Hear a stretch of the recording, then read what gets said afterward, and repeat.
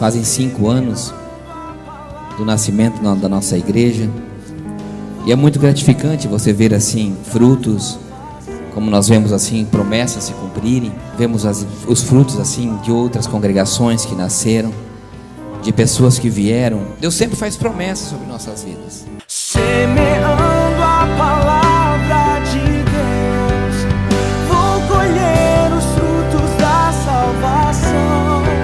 Um novo tempo chegou para nós, o favor de Deus nos alcançou. Sementes da fé, sementes da fé, sementes da fé. Abra sua Bíblia em 1 Reis.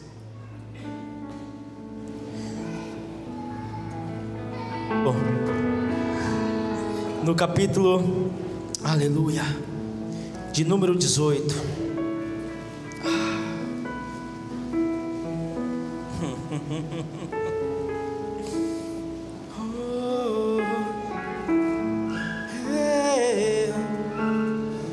No versículo 21. Peço perdão pela minha voz. Já faz 3 dias que eu estou rouco, né? Rouquidão, gripado. Ministramos hoje pela manhã em Mingaguaçu. E eu gostaria, posso, pastor, estender um convite? Eu gostaria, amados, de convidá-los nesse próximo domingo, às 8h30 da manhã, lá em Mingaguaçu, quilômetro 16, nós vamos estar celebrando 5 anos de ministério, pastor Jefferson. 5 anos de pelejas, de batalhas, 5 anos de vitória, 5 anos de alegria, de gozo, de dança no Espírito Santo, 5 anos também de choro, de lágrimas, de suor. Mas estaremos celebrando 5 anos, acima de tudo, aonde o Evangelho foi proclamado sobre aquele lugar. 5 anos de persistência, de perseverança. E este ano o Senhor colocou em nosso coração, e eu comuniquei ao pastor Jefferson há algum tempo, né, pastor? Uns 2 meses, creio, de estar realizando um culto evangelístico naquele lugar. Tanto é que o caminhãozinho está lá, né? Nem voltou para o Brasil, ficou lá desde o Dia dos Pais, né? Do projeto Humanos para Servir. E ele ficou lá exatamente por conta desse projeto, um culto evangelístico, ao qual o Senhor colocou em nosso coração de estar convidando a comunidade daquele lugar para estar adorando ao Senhor junto conosco. Porque uma coisa nós temos aprendido: se o Senhor nos levou naquele lugar, foi por eles, e nada mais justo do que eles participarem dessa festa. Durante alguns dias nós estamos visitando aquele povo e convidando eles. Vamos distribuir cestas básicas, pelas minhas contas 30 já chegamos lá, pastor, graças a Deus. E 30 famílias vão ser alcançadas. E eu gostaria de convidar você que pode estar conosco lá. Pastor Jefferson vai estar levando a palavra, né? Bênção de Deus. Quantos gostam de ouvir a palavra que Deus revela ao coração do pastor Jefferson? Vou te falar uma coisa, viu? Valorize, porque nós que estamos longe, pastores, Deus sabe quantas vezes a gente queria estar perto de vocês e ser mais discipulados por vocês. Deus sabe disso. Então valorize os pastores ao qual nós temos aqui. Amém? Quantos estão felizes com o Senhor? Isso não é bordão de pregador não, até porque eu não sou pregador. Eu apenas entrego aquilo que Deus coloca no meu coração. Mas nós temos que estar felizes na presença do Senhor. Aleluia. No versículo 21 diz assim: então Elias chegou a todo o povo e disse: até quando cochareis entre 2 pensamentos? Se o Senhor é Deus, siga-o. Se Baal, siga-o. Porém o povo nada lhe respondeu. Poder se assentar em nome de Jesus.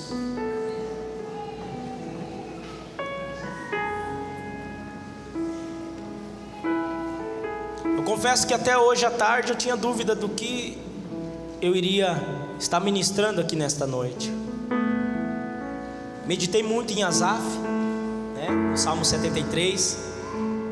Meditei muito em Asaf. Mas quando eu cheguei aqui, o Senhor falou: traz a mesma palavra que você levou hoje de manhã lá. Eu falei: amém. Vamos de novo então, Senhor. Bom, a palavra de Deus está dizendo aqui, e todos conhecem essa história, aonde Elias, ele confronta os profetas de Baal, aonde Elias ele faz uma, como que posso dizer, me falta palavras agora, irmãos, em português, aonde ele convoca o povo para que esteja com ele naquele monte, aonde ele chama o rei Acabe para aquele lugar, aonde ele chama também os profetas de Baal para aquele monte. Nós todos conhecemos a história.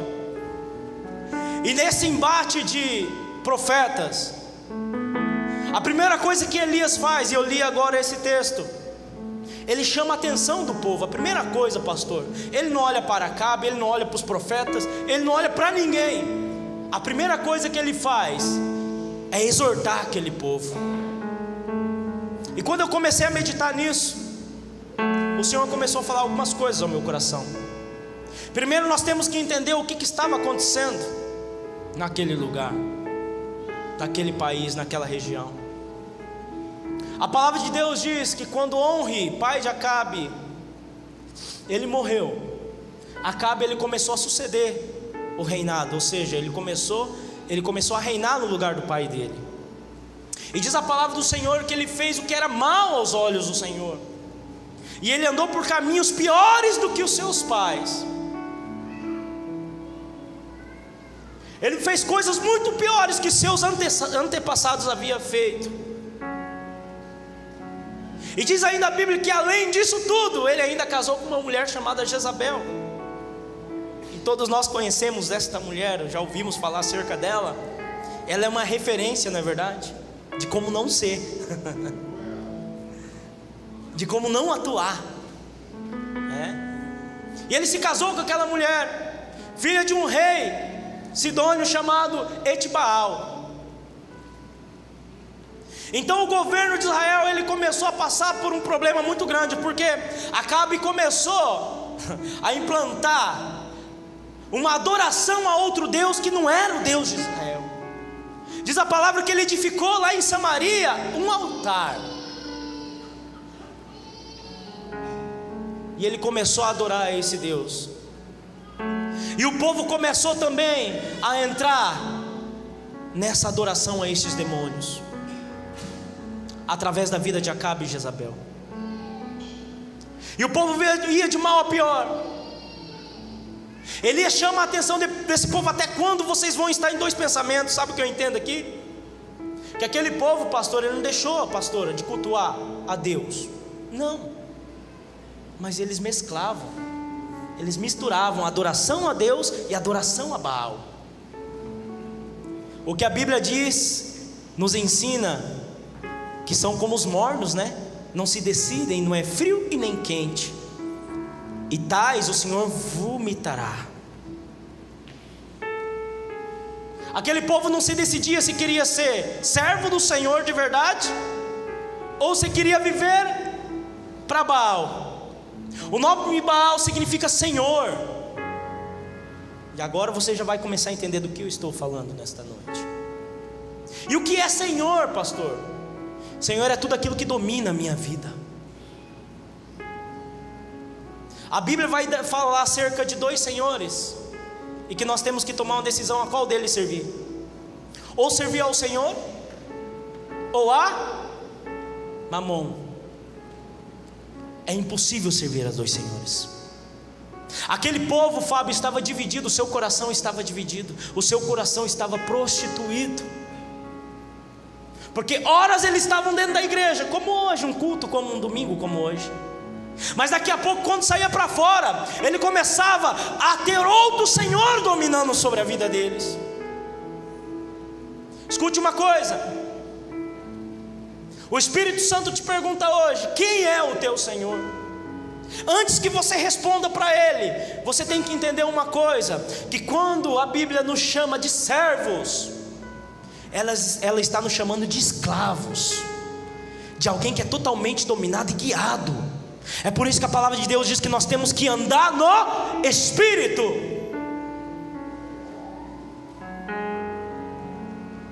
O que nós vemos nos dias de hoje não é diferente. Pessoas que estão dentro da igreja, pastor, mas quando sai para fora, a sua boca é como um latão de lixo. Pessoas que cantam e adoram, não estou dizendo aqui neste lugar, quem sabe isso não aconteça aqui. Pessoas que glorificam o nome do Senhor dentro da igreja, mas lá fora começa a amaldiçoar os filhos, os irmãos, o vizinho, começa a amaldiçoar até mesmo os bens que o Senhor colocou sobre a tua mão. O carro não pega, ele começa a amaldiçoar: mas que benção de carro.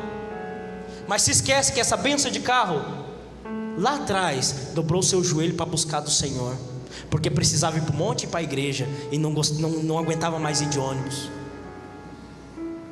Senhores, nós precisamos definir nesta noite: quem é o nosso Senhor? Porque quando nós definimos quem é o nosso Senhor, nós temos que entender uma coisa: nós seremos totalmente dominados por Ele. O povo estava lá e cá. Como tem muitos por aí, você pergunta: como é que está, irmão? Mais ou menos. Não está bem? Não, às vezes eu estou, às vezes eu não estou. Às vezes eu estou com Jeová, às vezes eu estou com Baal. Às vezes eu estou disposto a ofertar na casa do Senhor, mas às vezes o Baal entra na minha vida e ele se torna senhor das minhas finanças, e eu não quero dar um centavo na casa do Senhor. Nós precisamos definir hoje quem é que vai nos dominar, quem é que vai nos direcionar. Aquele povo estava totalmente perdido, porque a liderança, o rei, aquele ao qual foi levantado como líder, estava perdido.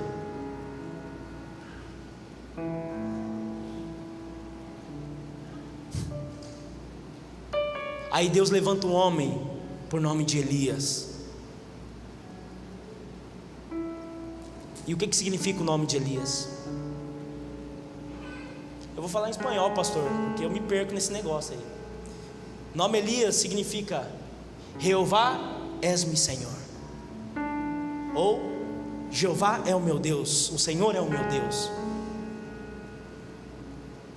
Deus levanta Elias. Entenda uma coisa: aquele povo tinha dois senhores, servia a dois, mas de repente Deus levanta um homem que todas as vezes, pastor, que se pronunciava o nome de Elias, sabe o que ele estava dizendo?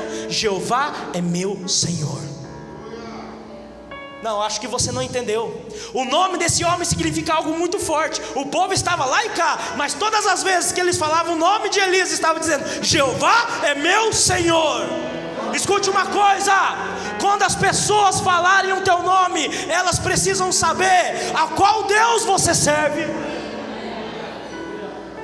Quando as pessoas falarem o teu nome, Fábio, falar: Fábio, me deu uma vontade de ser servo do Deus do Fábio, porque há algo diferente sobre ele. Todas as vezes que alguém falar o teu nome, Yuri, vai dizer: Jeová é o Senhor desse cara, eu também quero esse Deus sobre a minha vida. Jeová é o meu Senhor. Enquanto eles falavam Baal, Senhor, aí Elias andava: aí vai Elias, Jeová é o meu Senhor, Jeová é o meu Senhor. Escute isso. Sabe o que Deus falou comigo? Que nós precisamos ser profetas. E quando eu estou dizendo profeta, não é eis que te diz o Senhor, não, mas profetizar, pastor, mudanças. Mudanças sobre vidas, mudanças sobre territórios, mudanças sobre nações. Precisamos profetizar. Temos que parar de amaldiçoar a nação. O Brasil não tem mais jeito. O Brasil é um país de corrupção. Começa a dizer: Jeová é nosso Senhor. Jeová, porque a Bíblia diz: bem-aventurada a nação cuja o Senhor é. E sabe aonde é ligado? Primeiro, antes que aconteça no mundo físico, é ligado no mundo espiritual. Então comece hoje a liberar palavras. Libere palavras, libere, profeta. Aquele povo, sem entender, pastor, estava liberando palavra. Quando falava de Elias: Elias, Jeová é o nosso Senhor. Jeová é meu Deus. O Senhor é meu Deus. E eles começaram a liberar uma palavra sobre aquele ambiente que estava totalmente corrompido. Deus levanta Elias com autoridade. Pastor, me ajuda no horário, tá? Toca a buzina se tiver, por favor. Eu me perco nos horários, tá. 1h16 aqui. Deus levanta esse homem, que através do nome dele começou-se a ser liberado palavras de mudança naquele lugar. O teu nome, quando é ecoado, ele tem que surgir mudança. Quando falarem o teu nome, Lisa, ao simples fato de liberar o teu nome, vai gerar algo de mudança dentro da tua casa. Aleluia. Então Elias se levanta. Deus levanta Elias, melhor dizendo, como profeta. E é muito tremendo isso, porque a primeira coisa que, como profeta, a primeira palavra profética que ele libera, pastor, é uma palavra de conserto. E a Acabe é uma palavra que vai redirecionar até mesmo o pensamento de Acabe. A primeira palavra que Elias libera sobre aquele lugar na vida de Acabe, Yuri, é o quê? Segundo a minha palavra, não vai cair chuva, não vai chover, e nem rocio. Como que se diz, pastor? Me ouvidei. Rocio, é igual? É? Pode ser ou não? Sereno. E nem sereno cairá sobre a face da terra. Segundo a minha palavra, os céus vão se fechar. Acabe. E aqui Deus me deu uma direção acerca disso. A primeira bufetada na cara de Baal, a primeira bufetada que Elias dá em Baal, sabe qual foi? Ele põe em xeque a autoridade daquele demônio naquele lugar. Por quê, pastor? Eles acreditavam que Baal era o Deus dos céus, era o Deus do trono dos céus. Eles acreditavam que sobre Baal havia o domínio de fazer ou não chover, se saía sol ou não. Então Elias, ele confronta a crença, a idolatria daquele povo através de algo que eles conheciam. Escute uma coisa. Sabe como que é vencida a idolatria? Quando os céus se fecham e aquilo ao qual as pessoas pensam que gera alguma coisa acaba não gerando mais nada. A idolatria na vida de uma pessoa, ela só vai terminar quando ela realmente vê aquilo ao qual ela está seguindo não tem poder para fazer nada. Vocês estão dizendo que Baal tem poder para mandar chuva? Então quero dizer uma coisa. Elias aqui, homem de Deus, servo do Senhor, ao qual o nome significa Jeová é o meu Deus, eu digo que não vai cair uma gota sobre a face da terra. E aí? Vocês acham, a Bíblia não vai dizer, mas vocês acham que realmente Acabe e os profetas de Baal não foram buscar Baal para chover? Durante 3 anos, 6 meses? Sim ou não? Buscaram, com certeza. Com certeza eles se congregavam, pastor. Vamos lá. Batuca aí que eu batuco aqui. Grita aí que eu grito aqui. Baal, Senhor, chuva, chuva e nada. 1 ano se passou, nada. 2 anos se passaram e nada. E a terra começou a ficar seca. Elias libera a palavra sobre Acabe e diz: não vai chover. E Deus fala para ele: agora você vai as torrentes que há e Quiritiate, fica ali, e eu vou te sustentar através de corvos. Você vai comer carne e pão, e vai tomar da torrente de água que há. E Elias foge, Elias se esconde, Elias libera a palavra, pastor, e caminha e prossegue. Elias libera a palavra, entrega tudo aquilo que Deus mandou e se retira. Sabe qual é o grande problema dos profetas de hoje? É que eles colocam palavra a mais do que o Senhor falou. O Senhor manda entregar, olha, é assim, assim. E o profeta vem e começa, assim, assim. Mas daí eu sou profeta, eu acho que é assim, assim, assim, assado. Escute uma coisa, a palavra de Deus diz que nós não temos que acrescentar um só vírgula, um só tio na palavra que vem do Senhor. Entrega aquilo que Deus mandou e saia.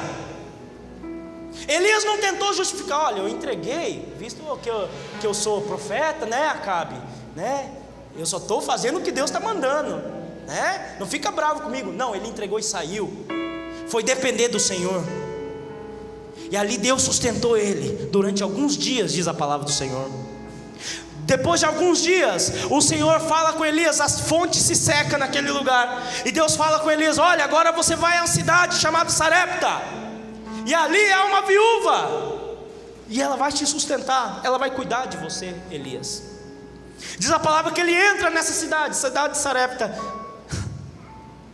que estava dentro do domínio do pai de Jezabel. Estava em Sidom.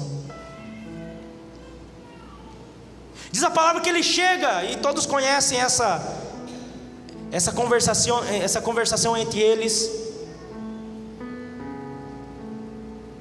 E ele pede de comer, ela fala, olha, não tem, eu estou fazendo um bolo para meu filho, vamos comer, depois morrer, aquela coisa toda.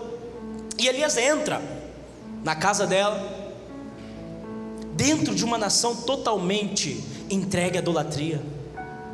Escute uma coisa, esse lugar era o centro da idolatria. Toda a idolatria que estava alastrada por Israel, ali era o centro de tudo. Foi dali que saiu Jezabel. Era ali que o pai dela dominava. Tem vezes que o Senhor nos coloca no olho do furacão, não é, pastores? E a gente não entende nada. Elias poderia ter sido levado para o Senhor para qualquer lugar, para a tribo do sul, lá em Judá,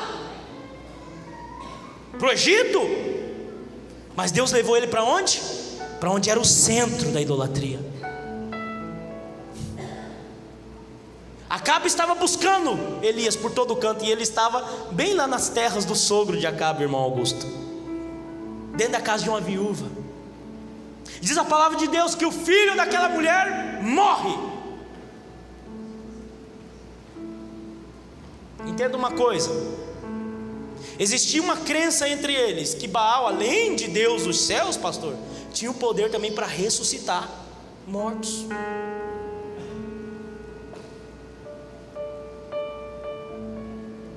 Eles criam que Baal também tinha autoridade para tornar da vida aquilo que estava morto. E o filho daquela mulher agora está morto. E ela reclama ao profeta, por que você veio fazer aqui? Veio fazer o Senhor se lembrar das minhas transgressões, dos meus erros, dos meus pecados. E aqui está a segunda bofetada na cara de Baal que Elias dá. Quem sabe aquela mulher contou aos seus vizinhos, olha, meu filho está morto. Quem sabe os vizinhos, não, mas nós servimos ao Baal que ressuscita mortos. Espera aí, vamos fazer uma convocação aí, uma consagração, e vamos ver o que dá. E não aconteceu nada. Elias pega aquele menino e leva ele para onde? Para a sua peça, aonde ele dormia. Sabe o que Elias estava dizendo para ela? Escuta, aqui no meio desse povo há muita corrupção. Essa terra é uma terra idólatra. Até a tua casa, quem sabe, está idólatra. Mas tem um lugar que eu vivo, que eu durmo, e um lugar onde eu busco a face de Deus, e um lugar onde Deus fala comigo. Dá esse menino aqui, deixa eu tirar ele desse lugar, e eu vou levar ele para um lugar onde há intimidade entre eu e o Senhor. Você quer ver Deus ressuscitar algo na tua vida?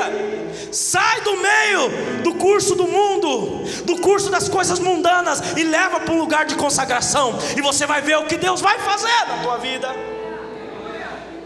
Quer que Deus abençoe financeiramente? Para de andar com as tuas finanças pelo mundo e leva ele para um lugar de intimidade, Senhor, aos pés do teu altar.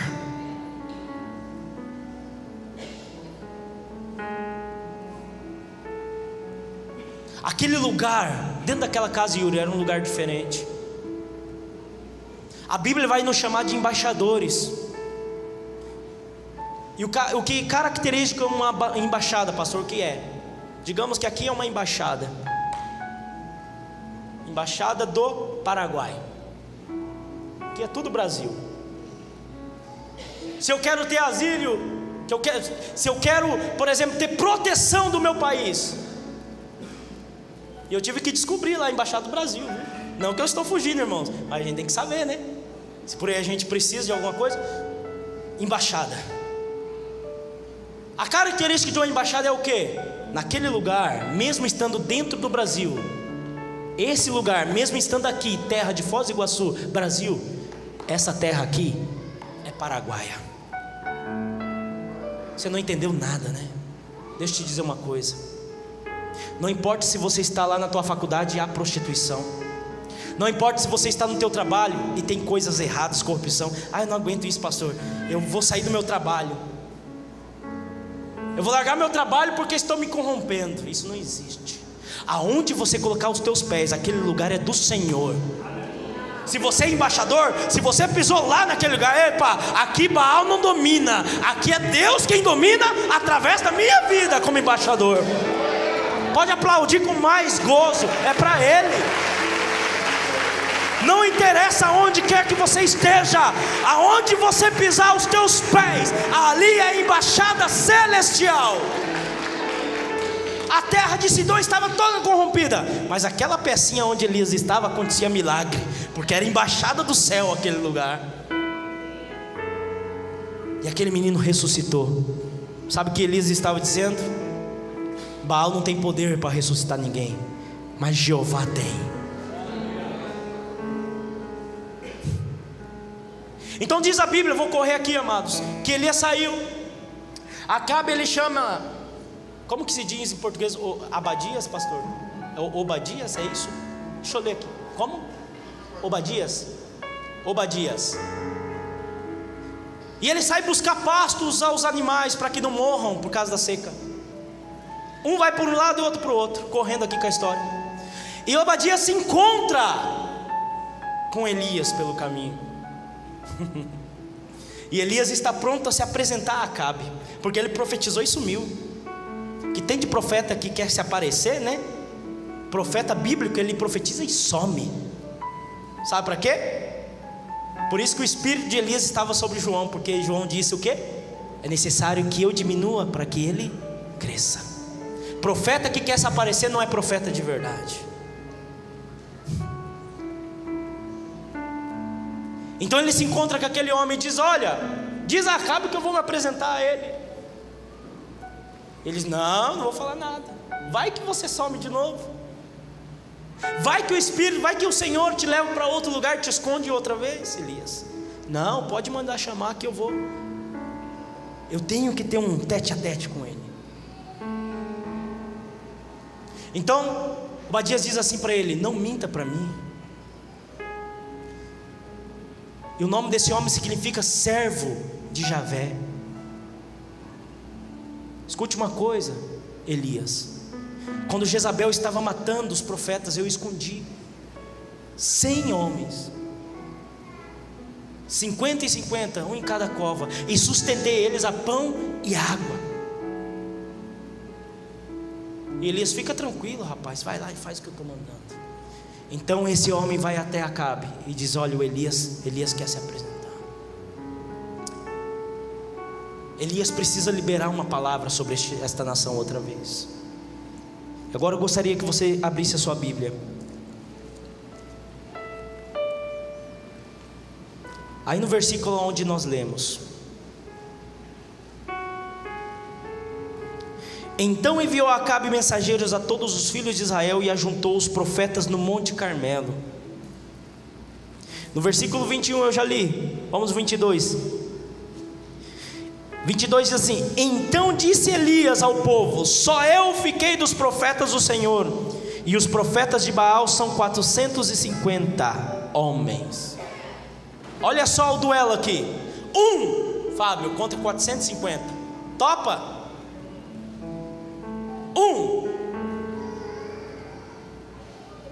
Um profeta verdadeiro contra 450. Espera, deixa eu te dizer uma coisa. Deus não precisa de muitos profetas, Ele só precisa de um verdadeiro. Deus não precisa de milhões de profetas sobre a nação, mas Ele precisa apenas de um que tem um coração voltado para Ele. Alabaço.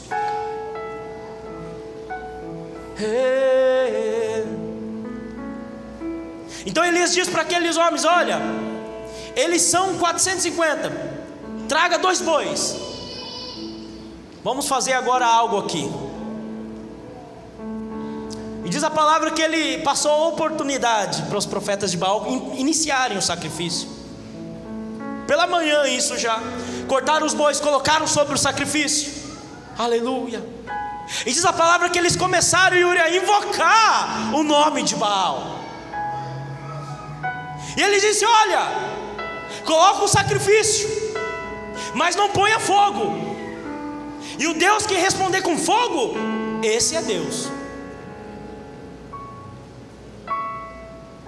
E eles começaram a invocar a Baal e nada acontecia. E passou-se horas e horas. Quando estava chegando a hora do sacrifício, às 3 horas da tarde, Elias falou: olha, e aí? Nada? Grita mais alto. Eu quero ler esse versículo com você e quero te dizer algo aqui que o Senhor falou comigo. 27. Obrigado, pastor. E ao meio-dia Elias zombava deles, dizendo: clamai em alta voz, porque Ele é Deus. Pode ser que ele esteja meditando, ou atendendo às necessidades, ou de viagem, ou a dormir e despertará. Grita mais alto aí, gente. Faz barulho. Quem sabe ele está de viagem. Sabe por que Elias disse isso? Havia também uma crença naquele povo que Baal, ele atendia às causas mais urgentes. Baal era um Deus, pastor, que ele elegia qual ele ia resolver primeiro. Espera aí, tem um gritando lá: o teu é mais urgente. Eles criam que Baal, ele era um Deus que discernia o que era necessário com mais urgência. Então Elias usa essa crença deles contra eles. Grita mais alto aí. Quem sabe ele está ocupado com outras coisas. Aleluia. A terceira bofetada de Elias sobre Baal, sabe qual foi? Sobre aquele povo, dizendo: olha, um Deus que não é onipresente, onisciente e onipotente não pode ser chamado de Deus. Escute uma coisa. Tem pessoas que têm medo: macumba e não sei o que. Escute, há um só Deus, onipotente, onisciente e onipresente. E quer saber de uma coisa? É esse Deus que você serve, e contra Ele ninguém pode se levantar, e contra Ele todos os demônios já estão derrotados. Nada aconteceu. Nada. Espera aí, então vamos parar, gente. Se cortaram tudo. Para, vocês vão se matar, espera aí. Não é hora ainda de vocês morrer. Não antecipem as coisas. Deus aqui não vai promover um suicídio coletivo, mas Ele vai exercer um juízo sobre os falsos profetas. Então Elias pega aquele boi, corta em pedaços. Ele pega 12 pedras, pastor, simbolizando as 12 tribos de Israel. E ele começa a edificar um altar.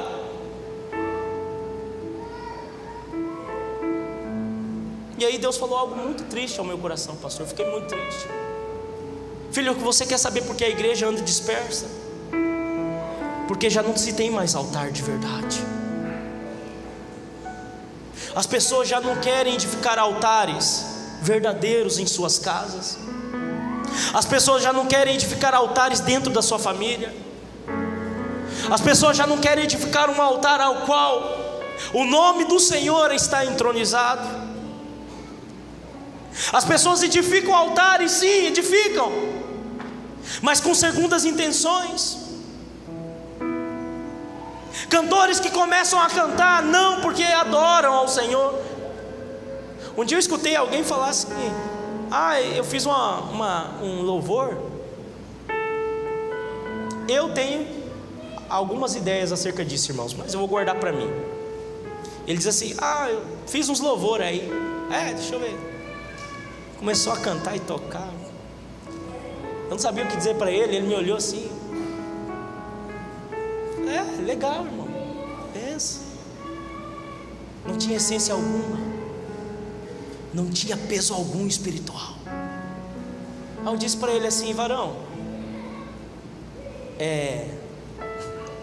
como que eu vou dizer isso para ele? Varão, mas qual é a tua intenção com isso? Não, é a pegada que a juventude está gostando agora, é isso aqui. Solo, a pegada de violão. Isso aqui é comercial. O triste disso tudo, que eu conheço aquela pessoa e sei que Deus chamou ele para ser um adorador, pastor. E o princípio dele foi lindo, mas infelizmente o desejo pelas coisas dessa terra, o senhor Baal, o senhor deste mundo, começou a dominar a mente dele. Então a ideia dele não era adorar, não era levar as pessoas a adorar, mas a ideia dele era lucrar com aquilo que ele estava fazendo. Altar corrompido. Então Elias chama o povo, escute, pega 12 pedras. Sabe o que Elias estava falando para aquele povo? Vocês se esqueceram como edificar altar. Deixa eu relembrar vocês. 12 pedras significa o pacto que foi feito lá atrás. Lembra-te que há um pacto sobre nós. Lembra-te que há uma promessa sobre o povo de Israel. E ele começa a edificar um altar com as 12 pedras. Escute uma coisa: a partir de hoje, se o seu altar não tem sido um altar edificado no pacto, comece a edificá-lo. Você quer saber por que tem muito crente enfermo, doente? Porque o teu altar, os altares não estão sendo edificados na cruz. Está sendo edificado em muitas coisas: bênçãos financeiras, vitória não sei do que. E se esquece que o centro de tudo é a cruz, que Ele morreu por mim e por você. O nosso altar, Diogo, tem que estar edificado na promessa de vida eterna. Então ele edifica o altar com as 12 pedras. Aleluia. E ele faz uma oração, e eu gostaria aqui para encerrar. Ele pede àqueles homens que jogam água sobre aquele sacrifício, sobre aquelas pedras, sobre aquela terra. Eu não sei de onde apareceu a água, porque estava em sequidão muito tempo. Quem sabe alguém levou água para tomar, porque o calor era intenso, não é, pastor? Quem sabe Elias pediu para molhar aquela terra para que não houvesse dúvida. Não, pegou fogo porque o sol era muito escaldante, a terra estava muito seca. Então molhe aqui, para não ter dúvida de que Deus vai fazer. Ele molha aquele altar, aquele sacrifício. Então ele faz uma oração. Ele começa a clamar ao Deus de Israel. Ele começa a invocar o nome do Senhor. E ele diz assim: ó Senhor, Deus de Abraão, Deus de Isaac, Deus de... Não. Deus de Abraão, Deus de Isaac e Deus de Israel. Sabe por que isso, amados? Os nossos altares não podem ser edificados com engano. Os nossos altares têm que ser edificados com uma promessa.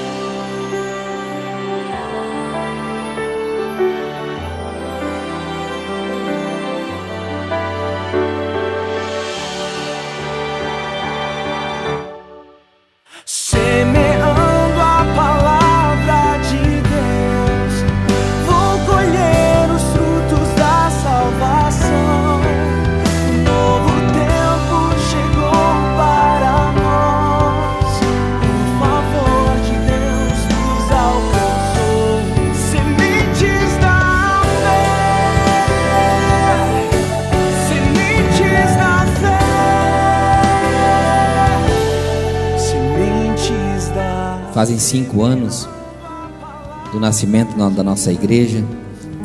E é muito gratificante você ver assim frutos, como nós vemos assim promessas se cumprirem. Vemos os frutos assim de outras congregações que nasceram, de pessoas que vieram. Deus sempre faz promessas sobre nossas vidas. Semeando